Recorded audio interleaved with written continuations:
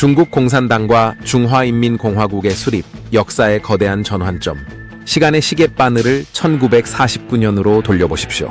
대륙은 오랜 전쟁의 상흔으로 깊이 패였고 민심은 굶주림과 혼란 속에 신음하고 있었습니다.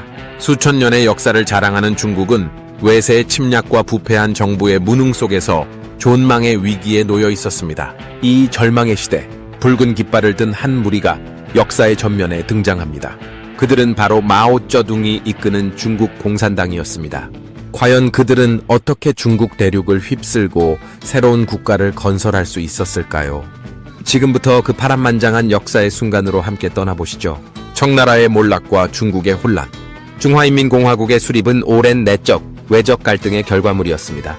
1911년 신해 혁명으로 청나라가 몰락하고 중국은 공식적으로 군주제를 종식하며 중화민국을 세웠습니다.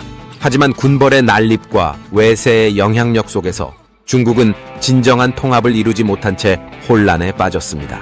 1920년대 순원의 지도 아래 국민당, 국민정부이 등장하며 통일을 위한 움직임이 시작되었습니다. 그러나 1921년 상하이에서 창립된 중국 공산당 중공은 점차 국민당과 대립하며 서로 다른 이상과 목표를 추구하기 시작했습니다.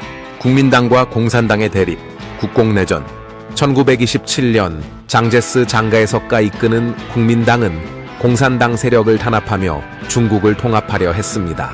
이로 인해 공산당은 깊은 산악지역으로 후퇴하며 홍군, 공산당 군대를 조직했습니다. 특히 1934년의 장정창정은 공산당의 생존과 결속력을 보여준 역사적 사건으로 마오쩌둥의 지도력이 부각된 계기였습니다. 1937년 일본이 중국을 침략하면서 중일 전쟁이 발발하자 국민당과 공산당은 일시적으로 협력하여 일본에 맞섰습니다. 하지만 일본이 항복한 후 두 세력 간의 내전이 다시 격화되었습니다. 국공내전의 주요 전투. 국공내전은 수년간 지속된 만큼 수많은 전투가 벌어졌지만 그 중에서도 승패를 가른 결정적인 전투는 다음과 같습니다. 랴오선 전투, 랴오셴전이 1448년 9월, 11월. 만주 지역에서 벌어진 이 전투는 국공내전의 판도를 뒤바꾼 중요한 계기였습니다. 린비아오가 이끄는 공산당 동북야전군은 국민당 군대를 포위 섬멸하며 만주 전역을 장악했습니다. 이 승리로 공산당은 중국 본토 징역의 발판을 마련했습니다. 리아오선 전투의 승리는 공산당에게 막대한 군사적 자원과 병력을 확보해주는 결과를 가져왔습니다. 화이하이 전투, 화이하이잔이 1448년 11월, 1449년 1월. 쉬저우를 중심으로 화이허강과 황해 사이의 광대한 지역에서 벌어진 이 전투는 국공내전 중 가장 치열했던 전투 중 하나였습니다. 류보청과 덩샤오핑이 이끄는 공산당 중원야전군은 국민당의 정계부대를 격파하며 장강 이북 지역을 완전히 장악했습니다. 이 전투의 승리는 국민당의 군사적 기반을 완전히 붕괴시키는 결정적인 역할을 했습니다. 핑진 전투, 핑진찬이 1448년 11월, 1449년 1월. 베이징과 텐진을 중심으로 벌어진 이 전투에서 공산당은 국민당 군대를 포위하여 항복을 받아냈습니다. 이로써 공산당은 베이징을 무혈 입성하게 되었고 이후 중화인민공화국 건국의 중심지가 되었습니다. 이 세 번의 대규모 전투에서 공산당은 압도적인 승리를 거두며 국공내전의 승기를 완전히 잡았습니다. 이러한 승리에는 공산당의 뛰어난 전략 전술, 군대의 사기, 그리고 무엇보다 농민들의 적극적인 지지가 큰 역할을 했습니다. 중화인민공화국 건국 이후의 초기 정책. 건국 이후 공산당은 사회주의 국가 건설을 목표로 다양한 정책을 추진했습니다. 토지개혁. 봉건적인 토지 제도를 철폐하고 농민들에게 토지를 분배하는 것을 핵심으로 하는 토지개혁은 공산당의 가장 중요한 초기 정책 중 하나였습니다. 이 정책은 농민들의 지지를 확보하는 데 결정적인 역할을 했지만 지주 계층에 대한 폭력적인 숙청을 동반하기도 했습니다. 토지개혁은 중국 농촌사회의 구조를 근본적으로 변화시켰고 농민들의 생활 수준 향상에 기여했지만 동시에 많은 희생을 낳기도 했습니다. 반혁명 분자 숙청. 새로운 정권에 대한 반대 세력을 제거하기 위한 숙청 작업은 건국 초기부터 광범위하게 진행되었습니다. 국민당 잔당, 지주, 종교인 등 다양한 계층이 숙청의 대상이 되었고 이 과정에서 많은 사람들이 투옥되거나 처형되었습니다. 이러한 숙청은 정권의 안정을 확보하는 데 기여했지만 동시에 많은 인권 침해를 야기했습니다. 국유화 정책, 산업시설과 토지를 국유화하여 국가가 경제를 통제하는 정책은 사회주의 경제 건설의 핵심 내용이었습니다. 이 정책은 단기간에 경제 성장을 이루는 데 기여했지만 장기적으로는 경제의 효율성을 저하시키는 결과를 초래하기도 했습니다. 이러한 초기 정책들은 새로운 국가의 기틀을 다지는 데 중요한 역할을 했지만 동시에 많은 문제점을 내포하고 있었습니다. 중국 사회의 변화. 건국 이후 중국 사회는 정치, 경제, 문화, 교육 등 다양한 측면에서 급격한 변화를 겪었습니다. 계급 구조의 변화.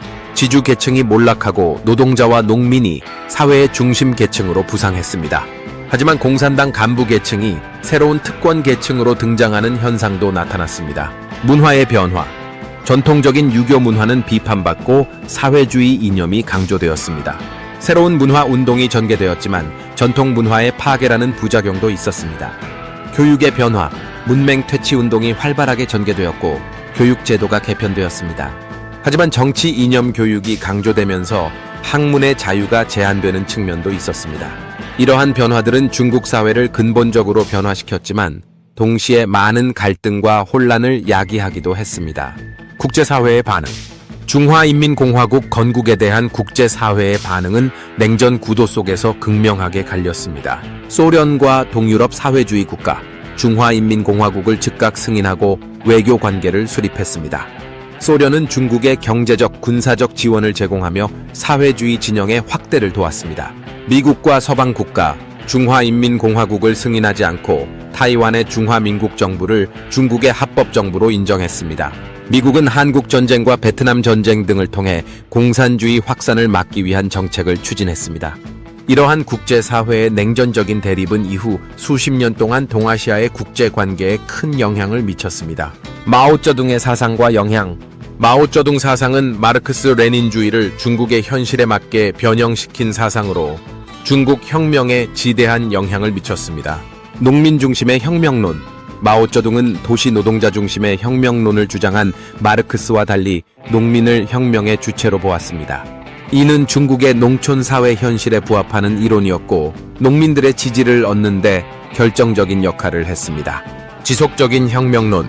마오쩌둥은 사회주의 사회에서도 계급투쟁이 지속된다고 보았고 끊임없는 혁명을 통해 사회주의를 발전시켜야 한다고 주장했습니다. 이러한 사상은 대약진 운동과 문화 대혁명 등의 극단적인 정책으로 이어지기도 했습니다. 마오쩌둥 사상은 중국 혁명을 성공으로 이끄는 데 큰 역할을 했지만 동시에 많은 오류와 문제점을 내포하고 있었습니다. 대약진 운동과 문화 대혁명은 수많은 인명피해와 사회적 혼란을 야기했고 마오쩌둥 사상의 한계를 드러내는 대표적인 사례로 남아 있습니다. 이처럼 중화인민공화국의 건립은 복잡하고 다층적인 역사적 사건입니다.